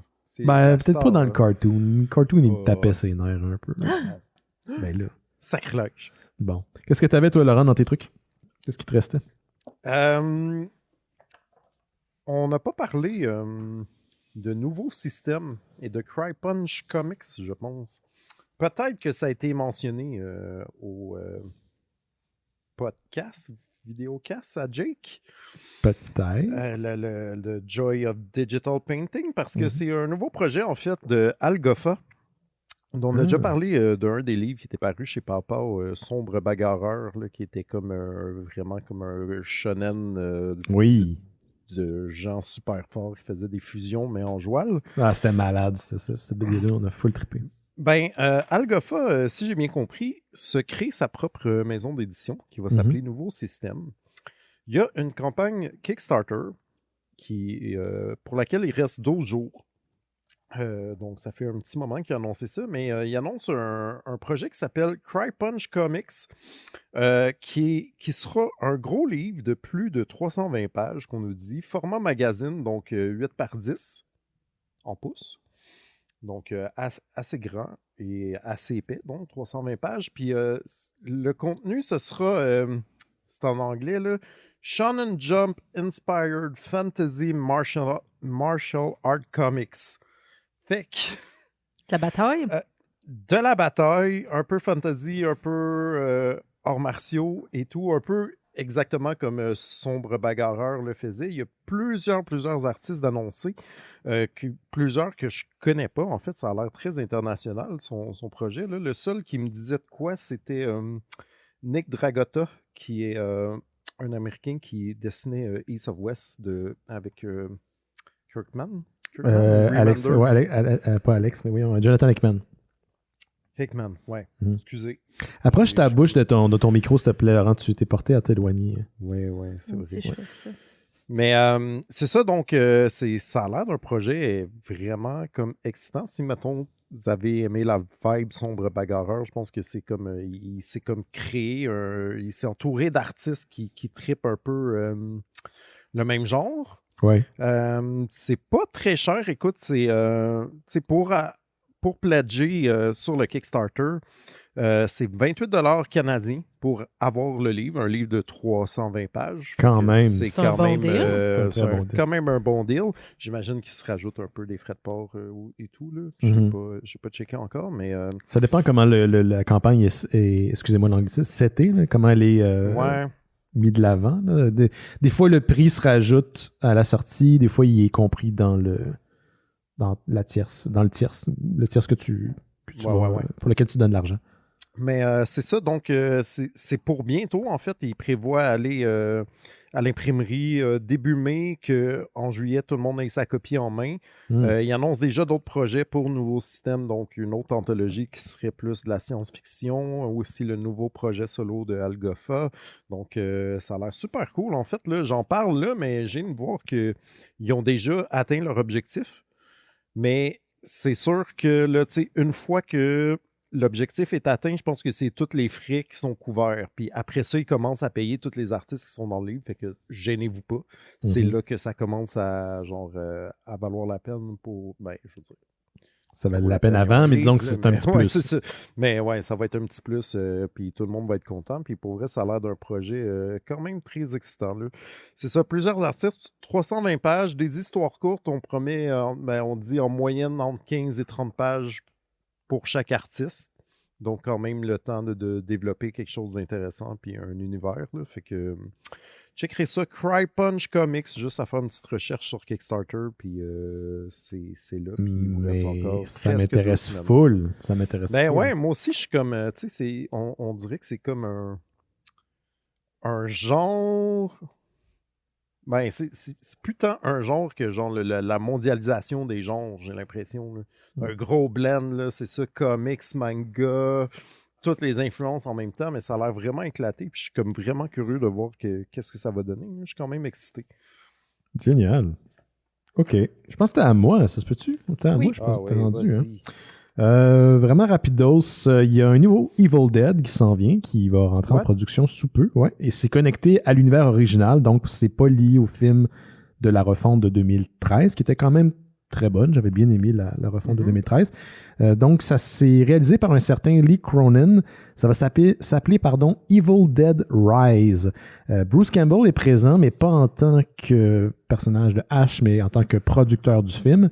Et pour l'instant, c'est des rumeurs, mais ça se passerait dans une tour à bureau. Donc pensez à un genre de Die Hard 1 avec des Deadites, puis dans l'univers d'Evil Dead. Vampire State Building. Comme Empire State Building. Non, j'espère que non. Mon Dieu, tu vas tuer toutes mon excitation. Non, mais là, attends, il y a eu quand même Die Hard dans la suite des choses qui sont similaires. Là. C'est pas, pas rien. Là. Bon. Mais donc, puis ça, c'est des rumeurs. On ne sait pas si c'est vraiment ça la prémisse, mais ça, c'en est une.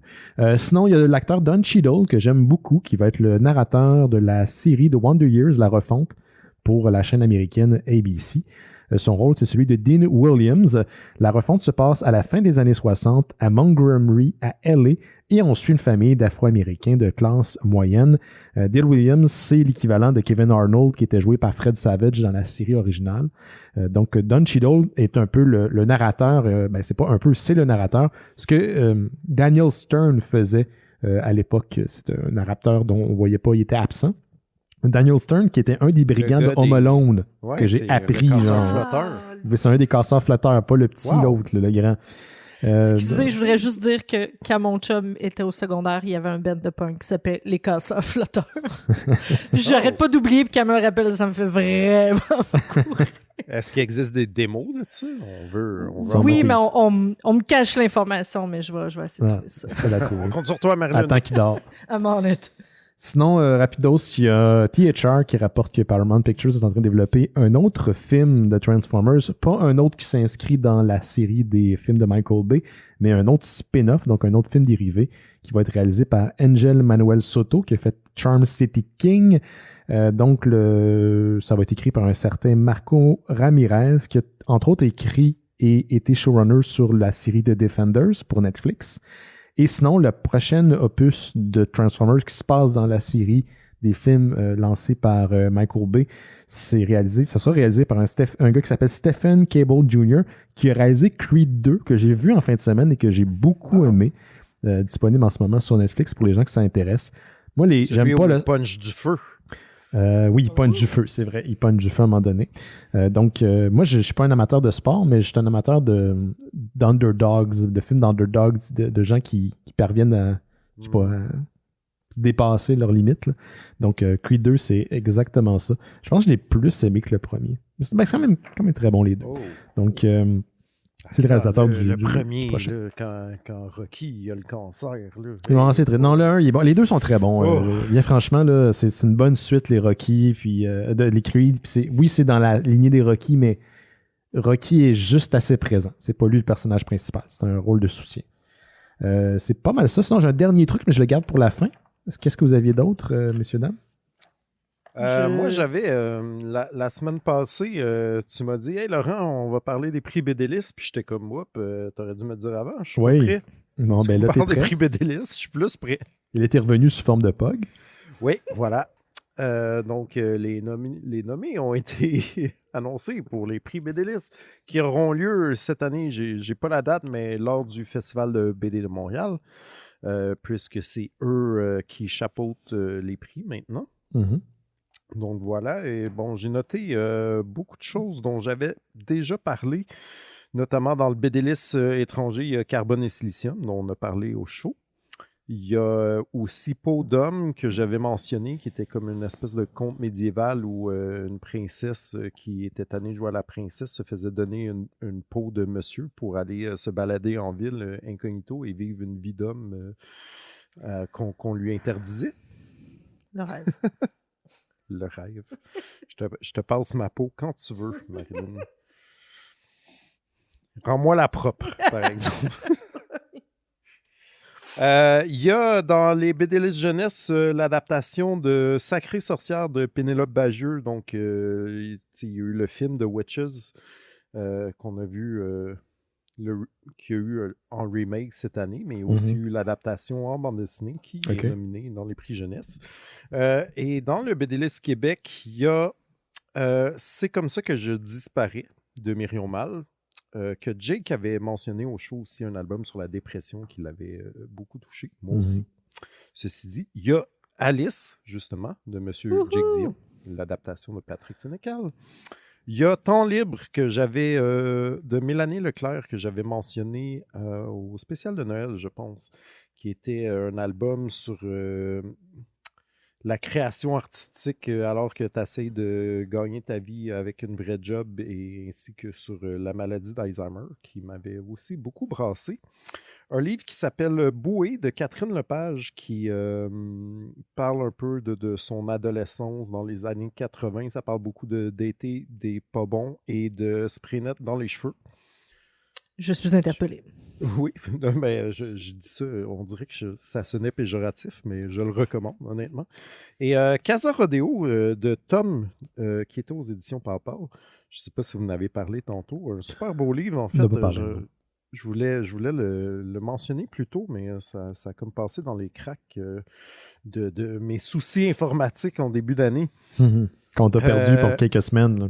Ouais, c'est ça. Donc, Casa Rodeo de Tom, qui est une espèce de... comment je décrirais ça? C'est un album muet. Ça ressemble un peu... C'est un peu cartoony à la Looney Tunes, mettons. Puis c'est comme 3 comparses. Il y en a une qui... il y en a un qui est un squelette, il y en a un qui est un lapin, il y en a un qui est une fleur. Puis là, ces gens-là perdent leur maison parce qu'ils n'en ont pas bien pris soin. Puis la maison décide qu'elle sac son camp.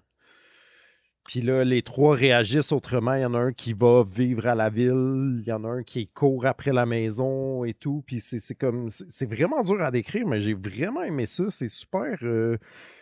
c'est funny, c'est touchant. Ça réussit à être tout ça en étant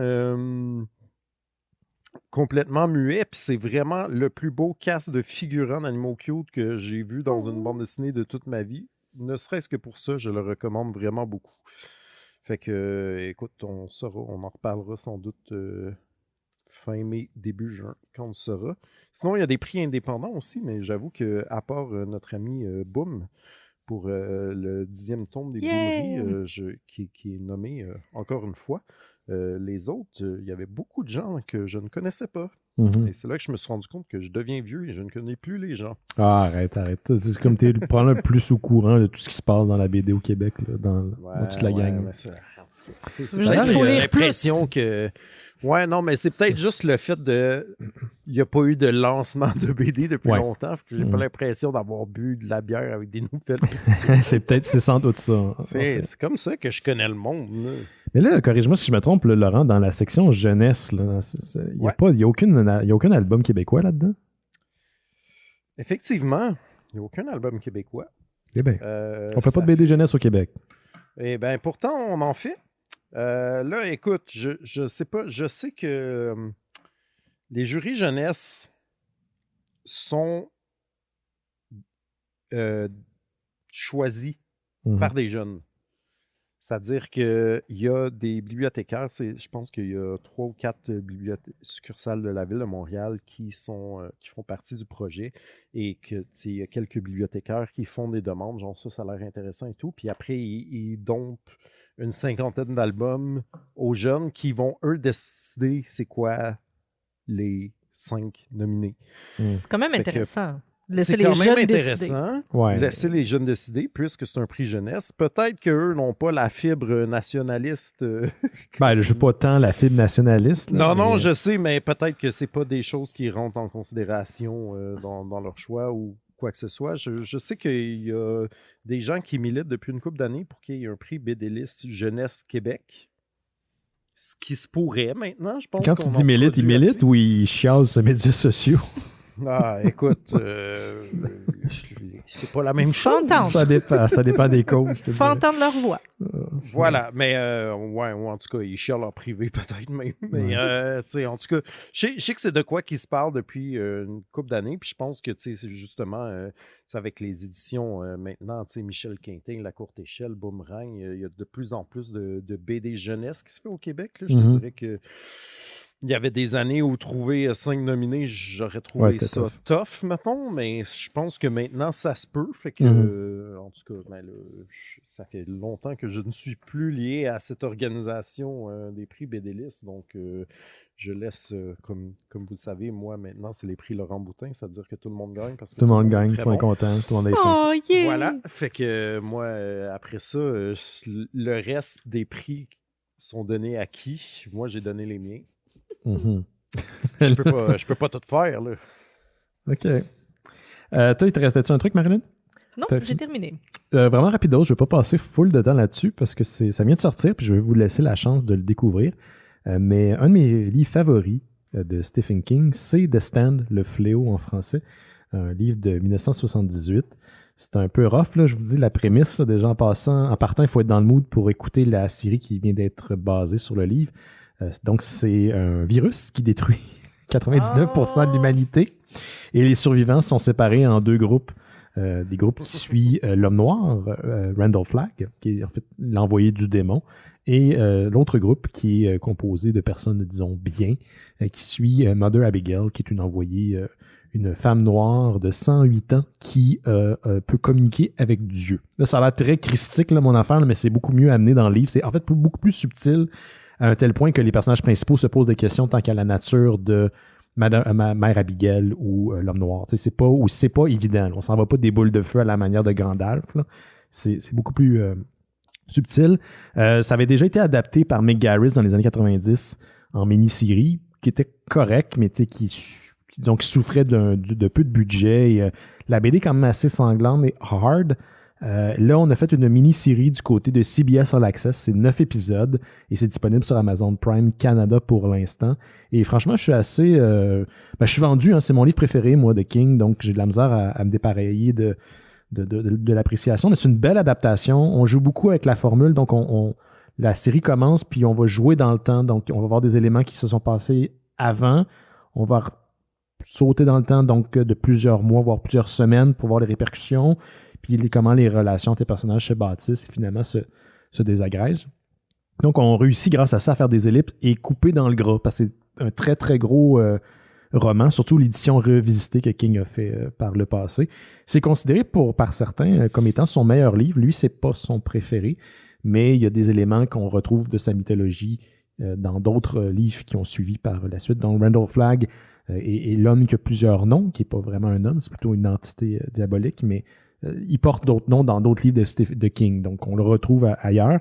Allez jeter un coup d'œil si ça vous intéresse. Il faut être dans le mood, par contre, parce que, bon, c'est des thématiques qui sont quand même assez dures. On est présentement, nous-mêmes, dans une pandémie, pas la même que dans The Stand, mais tout de même, ça peut aller vous chercher. Mais même moi, disons, qui n'est pas dans sa meilleure des formes en ce moment, je passe au travers, puis j'ai beaucoup aimé, ça n'a pas été un fardeau. Et au niveau de la qualité là, de l'image, de l'acting, de la qualité de production, c'est au rendez-vous. Il y a un petit peu de gore aussi pour venir saupoudrer tout ça, donc ça fonctionne très très bien. Allez jeter un coup d'œil à The Stand sur CBS All Access. Comment on a fait curieux. Oui. Tu dis que c'est pas son préféré. Lui-même, Stephen King, c'est quoi son livre préféré? Je demandais ça aussi. Je crois que c'est... je pense que c'est The Dark Towers, la série Dark Towers. Donc, il me semble que c'est son préféré. Lui, en fait, c'est une de ses séries les plus longues, puis c'est la série sur laquelle il a travaillé depuis des nombreuses années. Puis tout est lié à The Dark Tower. L'univers interconnecté de King est lié à Dark Tower. Il me semble que Dark Tower va représenter même King dans le cadre de sa narration. Il est présent. Si je me souviens bien. Randall Flagg est là dans The Dark Tower. Là, je ne dévoile rien. Vous allez relire de Stan, vous allez voir la série, vous allez comprendre. Mais il me semble qu'il a dit que c'était ça, sa série favorite. Donc, c'est peut-être pas nécessairement un livre, mais l'ensemble des livres de Dark Tower qui est sorti. Comme on a fait le tour des nouvelles, puis on va parler bientôt du sujet de la semaine de Kaiju Score, je vous invite à aller jeter un coup d'œil à notre Patreon, ça nous permet d'exister. Donc, vous allez sur mystérieuxétonnant.com, en haut à gauche, il y a un bouton « Faire un don ». Vous cliquez là-dessus, ça vous amène vos Patreons, et pour l'équivalent d'un café par mois, ce qui est pas grand-chose, on finance les activités mystérieuses étonnantes. Donc, logiciel, hébergement, tous les frais qui sont liés à la réalisation du podcast. Et il y en a quand même surprenamment beaucoup. L'entièreté du cash est réinvesti dans les mystérieux étonnants, que ce soit de l'équipement, et logiciel et autres. Donc, en échange, on vous donne un podcast qui s'appelle Bifurcation. C'est exclusif aux membres Patreon. Il y a une 50aine d'épisodes qui sont disponibles à ce jour. Et la dernière série, c'est sur le réalisateur Kevin Smith. Je fais ça avec Guillaume Saint-Cyr dans Jase de film et mon ami Rémi Fréchette. Notre prochain cycle de Bifurcation sera sur la discographie de François Pérusse. Donc, on va faire chaque épisode va être un album. Donc, c'est quand même assez intéressant. Vous avez également un podcast qui s'appelle Terre humaine chez Isidore sur la série très beige, très brune Terre humaine. Sinon, on vous invite à aller écouter les autres podcasts des Mystérieux étonnants. On a Noël chez Isidore et maintenant Terre Kaiju. Le 3e épisode est disponible sur le site Internet et sur la chaîne YouTube des Mystérieux étonnants. La raison pourquoi ce n'est pas encore sur iTunes et les différentes plateformes de podcasts, c'est qu'il faut passer notre site en HTTPS. Et d'ailleurs, c'est ce qui m'amène à la prochaine annonce. C'est un changement qui va se faire bientôt par notre ami Webmess Eric Maziad. Wow. Et je ne sais pas comment ça va réagir. Lui, Eric, il est très confiant et j'ai confiance en ses connaissances. Là, il connaît son shit, comme on dit en bon français. Mais moi, je suis un peu inquiet. Donc, ça se peut que peut-être dans les prochaines semaines, pour une raison X, vous ne recevez pas, je ne sais pas moi, les nouveaux épisodes des Mystérieux étonnants en audio.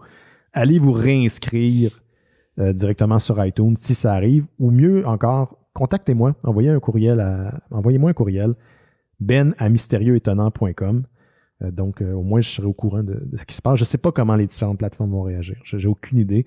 Mais on n'a pas le choix de passer en HTTPS. Comme ça, on va pouvoir soumettre Terre Kaiju au podcast comme iTunes. Mais aussi, on va être beaucoup plus disponible dans les retours de recherche de Google parce que HTTP, c'est plus sécuritaire. C'est un vieux protocole. On n'a pas le choix de passer à HTTPS. Donc, c'est un changement qui va se faire prochainement. Si vous voyez que vous ne recevez plus les nouveaux épisodes, vous êtes averti. Il faut aller vous réinscrire ou aller chercher le fil dans iTunes ou qu'importe le système que vous utilisez. On va faire ça comme ça. On n'a pas le choix. La technologie évolue et on n'a pas le choix. On est disponible d'ailleurs sur Apple Podcasts, Google Podcasts, Stitcher et Spotify. Allez jeter un coup d'œil au mystérieuxétonnant.com et je suis très actif de ce temps-ci sur Instagram où je partage beaucoup de photos d'artistes que je trouve sur Instagram, des dessinateurs, des illustrateurs, des illustratrices que j'aime beaucoup. Puis des fois des mèmes, oui. beaucoup de mèmes drôles. Donc c'est ça. T'es moins Buffy ces temps-ci. J'ai pris une pause, je vais m'y remettre. J'ai des vagues, tu vois, je laisse décanter un peu, je vais y retourner, puis pour mon dernier stretch de Buffy, puis après je vais passer à la BD, parce que j'ai presque toutes les BD de Buffy. Oui, j'ai failli louer à la bibliothèque, mais il n'y avait pas les premiers, puis j'étais comme, je vais les emprunter à Ben à la place. Ouais, ben, il y a ça où je peux te trouver de quoi, là. Je vais t'envoyer de quoi si tu veux, il n'y a pas de problème. Ah oui, d'ailleurs, si vous donnez au Patreon des Mystérieux Étonnants, vous avez accès au Discord des Mystérieux, puis c'est vraiment une belle communauté sur Discord. Le monde échange des nouvelles, des trucs nouveaux qu'ils trouvent. Puis 3 fois par semaine, c'est rendu maintenant, on écoute des affaires ensemble. Le dimanche, on écoute de la lutte.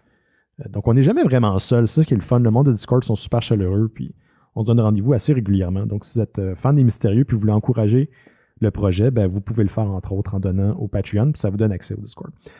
Pour les gens qui nous écoutent live sur Stitcher, sur YouTube et Facebook et Twitch, on prend une petite pause et on revient dans quelques instants avec le sujet de la semaine de Kaiju Score. Vous écoutez Les Mystérieux Étonnants. On va maintenant parler du sujet de la semaine. Et cette semaine, c'est une bande dessinée de Kaiju Score de James Patrick et de Rem Broo, B-R-O-O.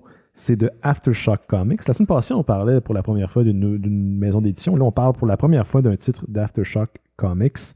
Donc, je vais résumer ça rapidement. C'est un trade de 4 numéros, donc 4 singles. On suit des voleurs qui prennent le temps d'une bataille entre des kaiju sur la côte de la Floride pour voler le coffre-fort d'un musée dans lequel il se trouve une peinture extrêmement rare qui vaut beaucoup d'argent. Et ben voilà, c'est pas mal ça. C'est pas mal ça. C'est pas mal ça.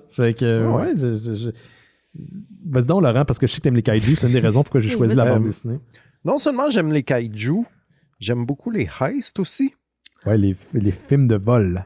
Les films de vol, fait que j'étais comme vraiment excité, mais on dirait que je reste déçu. Dans le sens que j'ai quand même aimé l'univers.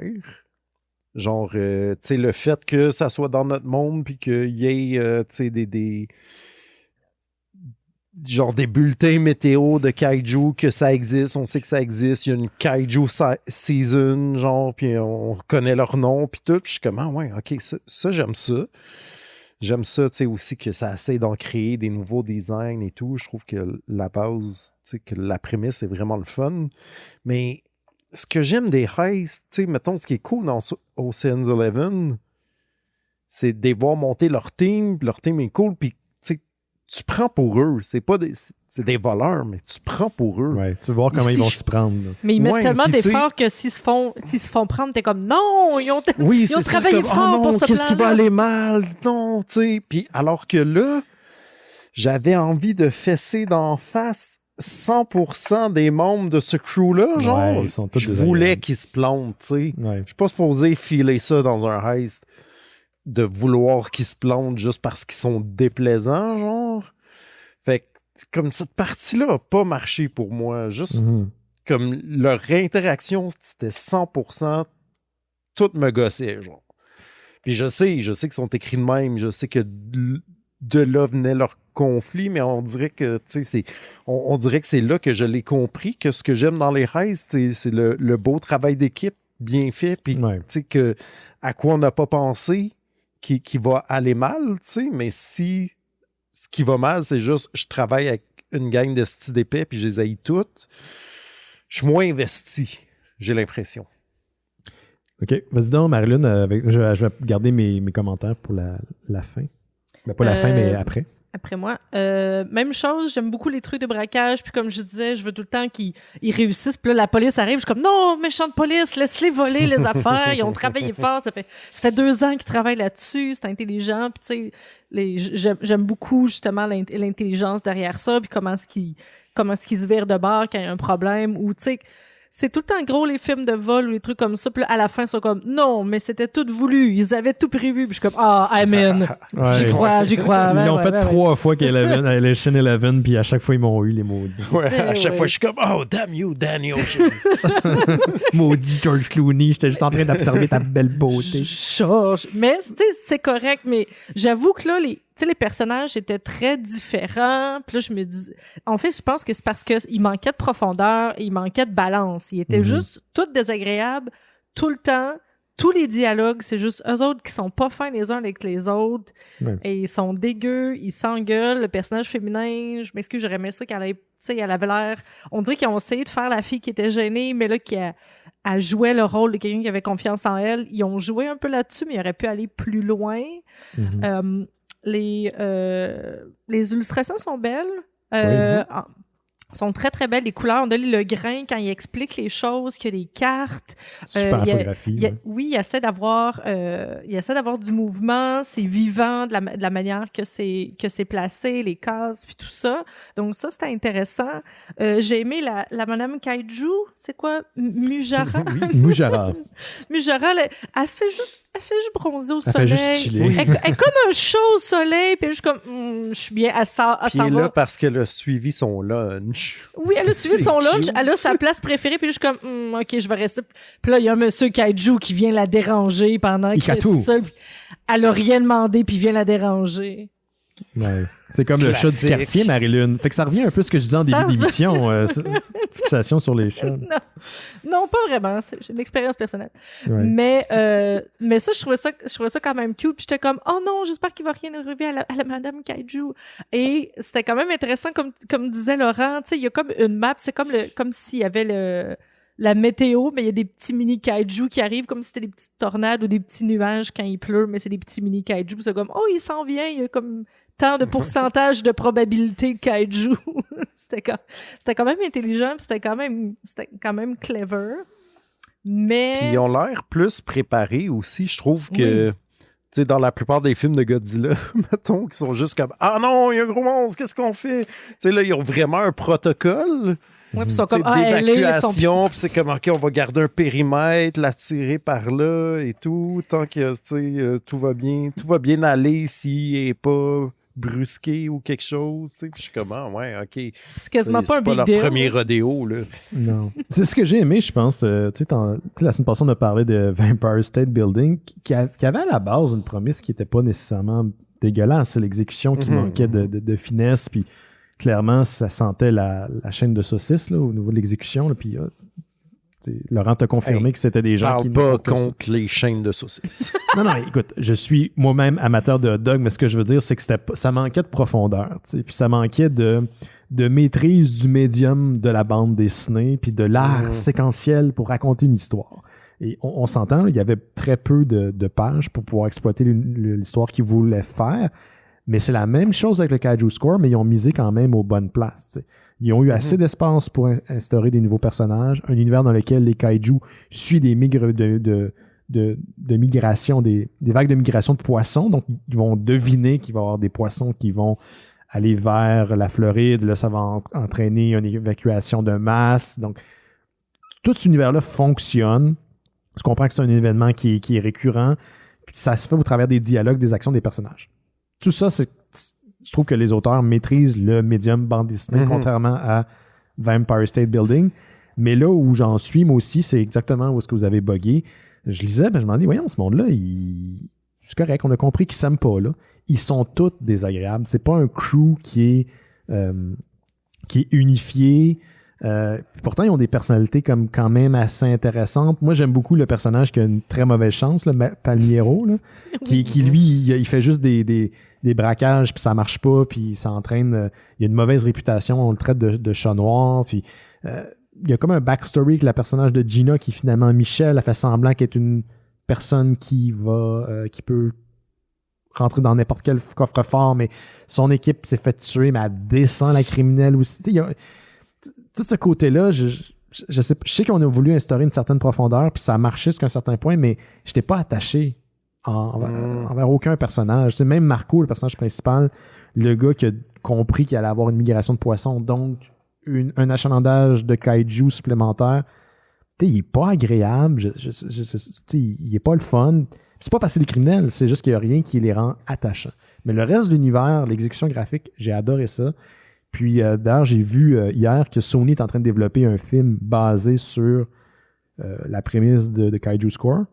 OK. Je le vois, là. Il y a quelque chose à faire avec ça. Mais, shut up and take my money. Exactement, c'est ça. Ouais. Mais tu sais, j'espère qu'ils vont tone down l'agressivité, mettons. Ben oui, sinon c'est mon petit gueule après pendant. Ah ouais, mon Dieu. Tout le temps. Un film de Xavier Dolan qui est de même. Oui, c'est ça. Ben, Mommy avec des kaiju, hein? Écoute, juste la fin du monde avec des kaiju. Ah mon Dieu. C'est à celle-là que je pensais en plus. Je l'ai vraiment pas aimé celle-là. Mais je pense que c'est vraiment le. Tu sais, aussi, j'ai l'impression que ce qu'on est habitué des affaires de braquage, c'est que ça vient avec un certain facteur de coolness, genre. Puis que là, il est débunké parce que, genre, tout le monde est 100% super du temps agressif, un envers l'autre, tu sais. Tu retrouves pas le swag, justement, qui est supposé venir avec un braquage, tu sais. T'es juste comme, oh mon Dieu, finissez-en que vous arrêtez, genre, de juste interagir un avec l'autre, genre, c'est comme, je cringe. Ce qui fait que quand l'homme de main, le Pearson, se revire de bord puis tue tout le monde ou essaie de tuer tout le monde, il y a personne, tu sais, même moi, en tant que lecteur, j'étais pas surpris, là, on savait que ça allait arriver. Non, c'était ce style-là, avec son man-bun. Honnêtement, je pensais qu'il y en aurait un des autres qui allait se tanner avant puis qui allait le gonner lui juste parce qu'il était juste fucking déplaisant tout le long. Puis j'étais comme pas sûre parce que, tu sais, lui, c'est à son avantage qu'il réussisse le braquage, puis je sais qu'il les aime pas puis qu'il se dit qu'il va voler l'argent, mais comme, il fait tout pour que ça fonctionne pas tant non plus, puis je suis comme, dude, fais juste fermer ta gueule, ils vont faire le braquage, vole l'argent, va-t'en. C'est comme... J'ai pas compris sa motivation. C'est pas son avantage, mais je pense qu'il voulait juste... Il savait que même s'il réussissait puis qu'il arrivait à son boss allait juste le tuer pareil. Il avait l'impression que son boss voulait le tasser.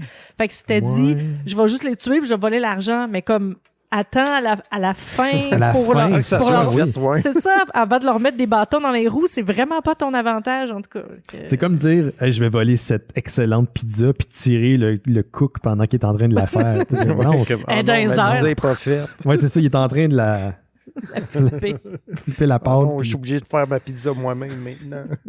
Mais sinon le reste ça tenait bien. J'aurais aimé ça que le braquage impliquant les kaiju. Mais l'idée est bonne. Il y a des kaiju qui pop. Fait qu'il faut que tu évacues la ville. Fait que c'est le meilleur contexte. Je pense qu'avoir eu plus de pages ou plus de singles pour faire le volume, il y aurait eu peut-être plus de péripéties liées à, par exemple, les buildings qui se détruisent, l'architecture qui devient un enjeu. Il faut passer à travers des rues qui se détruisent. Toutes ces choses-là auraient pu très, très bien exploitées si le page count aurait été plus haut. Mais pour 4 pages, tu as une histoire avec un début, un milieu puis une fin qui se tient très bien.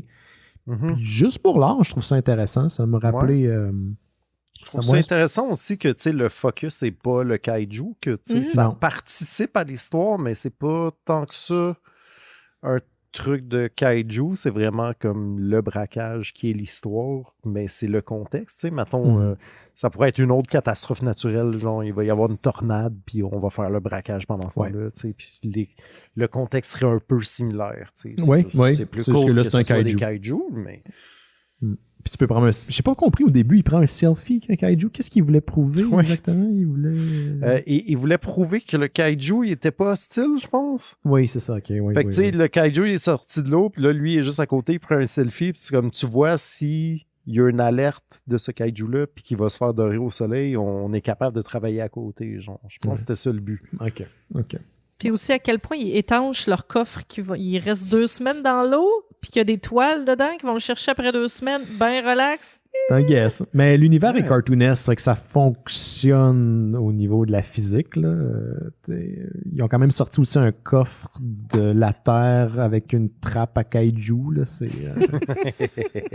Mais au moins, ils l'ont utilisé. Je trouve ça intéressant qu'ils ont utilisé le kaiju. Il sert à quelque chose dans le cadre de l'histoire, autre que tout le monde va évacuer la ville parce que ça risque de nous tomber.